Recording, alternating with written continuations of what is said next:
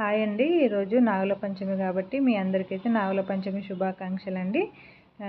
పనులు అయిపోయాక నేను ఈరోజు పుట్టకైతే పాలు పోసాను అన్నట్టు. అంటే మార్నింగ్ నాకు కుదరలేదు, ఈవినింగ్ టైంలో రేయాన్స్ని తీసుకొని అయితే వెళ్ళాను.